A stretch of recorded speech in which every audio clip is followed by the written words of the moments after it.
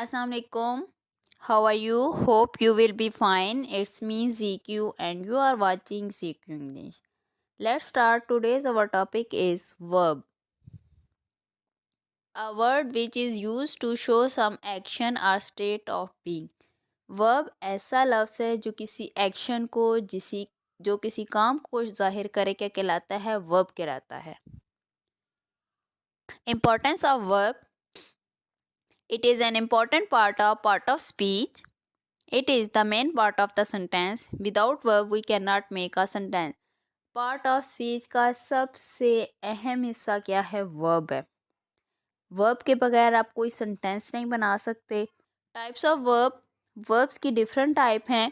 Action verb, auxiliary verb, lexical verb, dynamic verb, statistic verb, finite verb, non finite verb, regular verb, irregular verb, modal verb and phrasal verb. Action verb. Action verb show an action in any sentence such as do, eat, laugh, sit, go, etc. Action verb क्या है? जो ऐसा verb जो किसी action को show करे वो action verb कहलाएगा. जैसे आप देख लें कि डू करना, ईट खाना, लाफ हंसना, सिट बैठना, गो जाना. ये क्या है? ये किसी एक्शन को शो कर रहे हैं ना, इसलिए क्या है? ये एक्शन वर्ब है. एग्जाम्पल्स. He eats mango. इसमें ईट्स क्या है? एक्शन वर्ब है. Ayesha goes to school. Goes action verb है. We play cricket. प्ले क्या है? एक्शन वर्ब है. Are two types. Action verb की टू टाइप्स हैं. ट्रांजिटिव वर्ब विद ऑब्जेक्ट यानी कि जिसमें ऑब्जेक्ट होगा, और इनट्रांजिटिव वर्ब विदाउट ऑब्जेक्ट जिसमें ऑब्जेक्ट नहीं होगा. नेक्स्ट, एक्सुलरी वर्ब और helping verb. Auxiliary verb extend the main verb by the helping verb. Auxiliary verb क्या है? जो कि मेन वर्ब के साथ लगते हैं. उसके मीनिंग को एक्सटेंड करने के लिए it show time, tense, voice and possibility. ये हमें टाइम, टेंस, पैसिव वॉइस और पॉसिबिलिटीज़ के बारे में बताता है. Example, he is going to school. अब इसमें इज़ क्या है? इज़ हेल्पिंग वर्ब है, यानी गो क्या है? वो मेन वर्ब है ना, तो उसके साथ हम इज़ लगा देते हैं जो कि हेल्पिंग वर्ब है, जो कि उसको एक्सटेंड कर रहा है. They are playing hockey. I have seen a movie. अब इन एग्जाम्पल पे आप देखें कि इज़, आर एंड हैव क्या है? हेल्पिंग वर्ब्स है. लेक्सिकल वर्ब यानी कि main verb. Lexical are the main verbs other than the helping verb. Helping verb के अलावा जो वर्ब्स होते हैं वो क्या कहलाते हैं? Lexical verb. एग्जाम्पल्स है इसकी. He is going to school. They are playing hockey. I have seen a movie. अब इन एग्जाम्पल्स में आप देखिए गोइंग, प्लेइंग एंड सीन क्या है? मेन वर्ब्स है. Stative verb are state verbs. Stative verbs are the verbs which we use to define a situation or state in a sentence. Stative verbs are non-active verbs. Stative verbs कौन से होते हैं? जो कि किसी भी tense में सिचुएशन या स्टेट को डिफाइन करने के लिए इस्तेमाल होते हैं. ये नॉन एक्शन वर्ब्स होते हैं. एग्जाम्पल्स हैं इसकी. I am at home. Sana belongs to a noble family. She resembles her sister. अब आप इन एग्जाम्पल्स में देखें कि एम, बिलोंग्स एंड रिसेंबल्स क्या है? स्टेटिव वर्ब्स है जो कि सिचुएशन या स्टेट को जाहिर कर रहे हैं. अब एग्जांपल में देखें कि आई एम एट होम, यानी कि मैं घर में हूँ. वो मेरे होने को जाहिर कर रहा है ना, एम का वर्ड. ठीक है, तो ये क्या है? स्टैटिक वर्ब्स है, और ये नॉन एक्शन होते हैं. एक्शन को शो नहीं कर रहे होते, लेकिन ये वर्ब्स होते हैं. Dynamic verb. Dynamic verb are the verb which are used to show an action. Dynamic verbs ऐसे verbs होते हैं जो कि किसी action को show करते हैं, process को या sensation को, instead of a state, हालत के बजाय. Examples हैं. He is singing a song. The kids are making a noise. He threw a book in the class. अब इन एग्जाम्पल में सिंगिंग, मेकिंग एंड थ्रू क्या है, डायनामिक वर्ब्स है. Finite verb. Finite verb is a verb which we use along with the given subject in the sentence. Finite verb को हम कब use करते हैं कि जब सेंटेंस में सब्जेक्ट दिया गया हो. इसको हम सब्जेक्ट के हवाले से जो है ना इस्तेमाल करते हैं. This verb justify the state of the object. ये ऑब्जेक्ट की हालत को जो है वो जस्टिफाई करने के लिए भी इस्तेमाल होता है. Finite verbs change their forms when there is a change in the number और पर्सन ऑफ द सब्जेक्ट. अगर सब्जेक्ट में चेंजेस होता है ना तो फाइनाइट वर्ब्स भी जो है ना उसमें भी तब्दीली आती है. Examples. He enjoys. Ali went to school. He cough. अब इन एग्जाम्पल्स में इंजॉय, वेंट एंड कफ क्या है, फाइनाइट वर्ब्स है.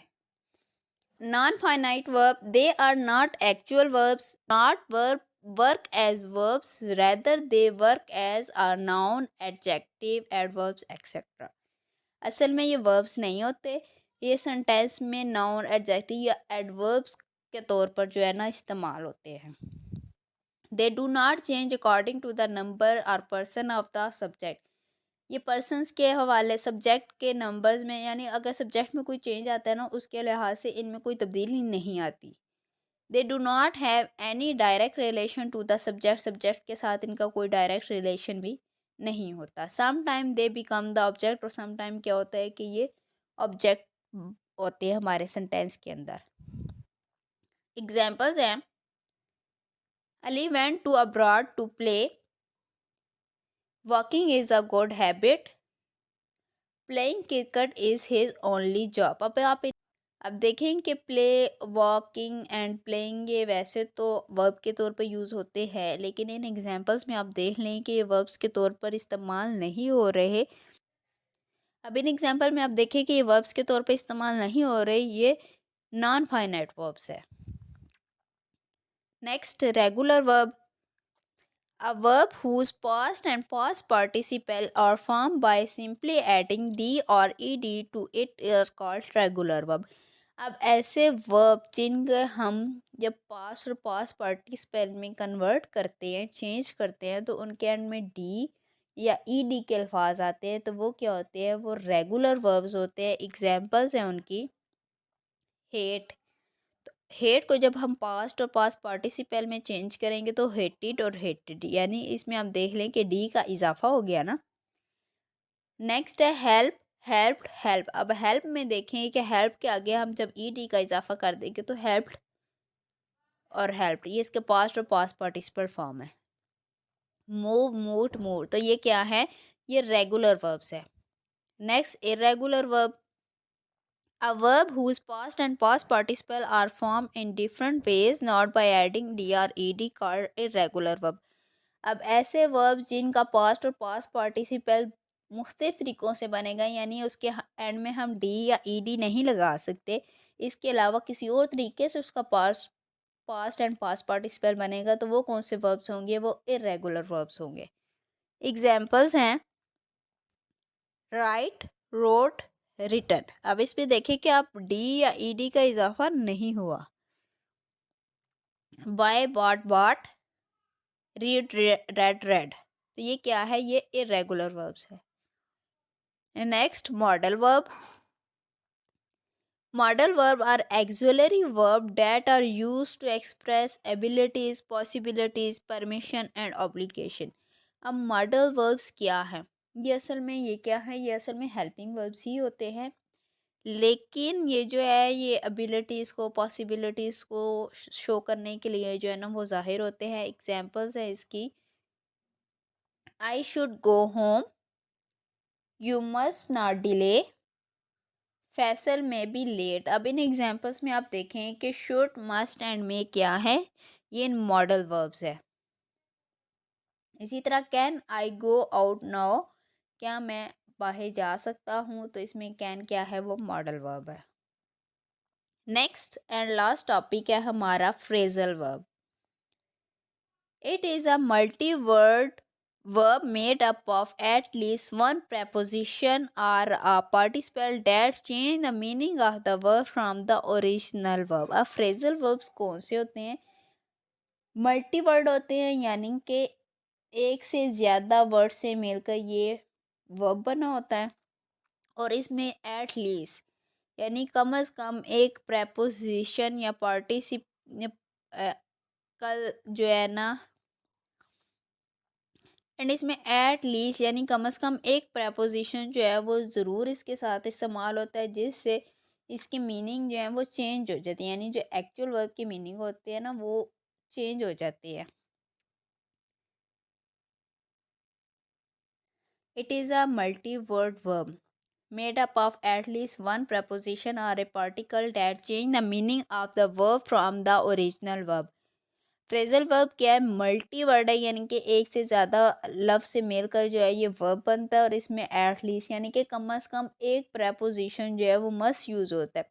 तो जब हम इसके साथ एक प्रेपोजिशन लगा देते हैं ना किसी वर्ब के साथ, तो क्या होता है कि वो उसकी मीनिंग को जो है ना वो चेंज कर देता है, फिर उसका एक डिफरेंट मीनिंग बन जाता है। तो ये क्या होते हैं? ये फ्रेजल वर्ब्स होते हैं। एग्जाम्पल्स आइए देखते हैं।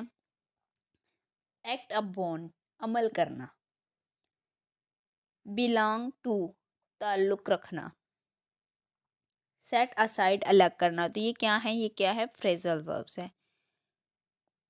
तो आज का टॉपिक आपको बहुत अच्छे तरीके से समझ आ गया होगा। हमारी वीडियो को लाइक शेयर और सब्सक्राइब कीजिएगा। Thank you.